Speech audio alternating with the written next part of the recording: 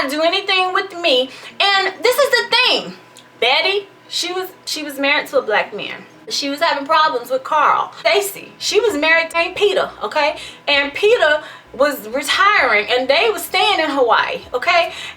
But Peter and her, neither one of these couples was like happy in unison in their marriage. And that is something that you kind of got to pay attention to now when you're dealing with other women.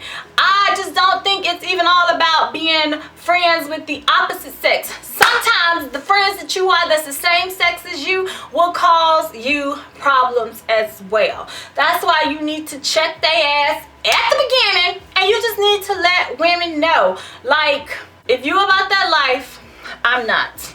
I'll get about it with you, but I'm not about that. I'm just not about it. And honestly, y'all, all of those women that I just named to y'all, Timberly, Stacy, Betty, those are all women that I've experienced, all spouses of soldiers in the military. So my first duty assignment as a military wife, I didn't do well. I didn't do well, and from that point on, I left all they ass in Hawaii. I can honestly say I left Hawaii. I ain't friends with none of they ass. And it ain't even because Stephanie is a hard chick to get along with. It's not because it's hard for me to make friends, because it's not. However, I just don't play games. I am straight up an open damn book, and if you can respect that, we'll get along just fine. And the small circle of friends that I do have, which is Candace, Tanita, Dee, Tanya, these are women, plus my sisters now, plus my sisters. These are the women that they know like stuff about me, and like I can have deep conversation with them. I've had conversations with them about me and my husband. Now, I've never been that chick that I'm gonna go into detail with you about what happens in my bedroom with me and Mr. Long. Stephanie don't play them games either. Because you know what? That's when chicks get curious. And honey, what happened to the cat that got curious? That motherfucker got killed, okay? So, Stephanie don't do that, and I would advise you not to do it as well. Whew, y'all. I hope y'all enjoyed this story time with Steph, because that little conversation this morning on Facebook, a post, just got me just really thinking, like, is it a bad thing to be friends with the opposite sex? I don't think it is. I really don't. However, you got to do what's best for you and what works in your marriage. And sometimes that shit just don't work in everybody's marriage. It just don't. And if you already know that when it comes to your spouse, don't even set yourself up for it. Don't do it. I'm telling you. Don't do it. Ask me if any of them women are still married to them men. Ask me. Ask. Steph, are any of those women still married to them men? Nope. I used to think, the first chick I was telling y'all about, Timberly, I used to think her marriage was the perfect marriage. Perfect.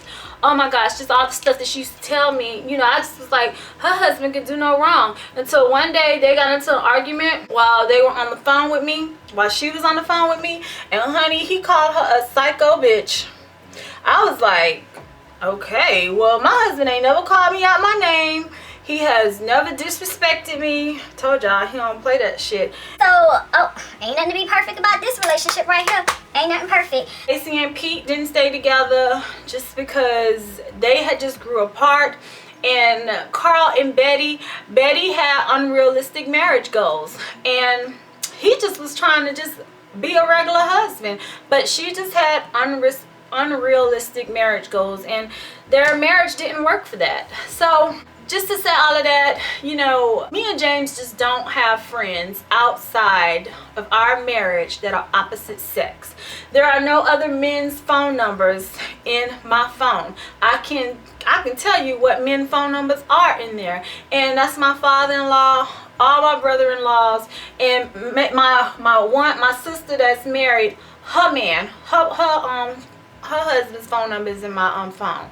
Other than that, that's it. As far as James' phone, child, we don't even have locks on our phone, okay? My husband can pick up my phone at any given time and look at whatever he wants, because I don't have that shit locked. It's not locked. He don't have no lock on his phone. I mean, I just trust person that you entrusted with your life, why y'all married? Like, really. My requirements are simple. And my requirements basically are, I have to have trust before I can communicate with you and before I can love you. I have to have those things. Those are non-negotiables. You feel me? So, on that note, I am going to finish getting ready and I'm about to go meet Mr. Long for lunch before I go run out here and get the rest of my Thanksgiving essentials. And I hope you guys have a happy Thanksgiving, even though you'll be getting this after Thanksgiving.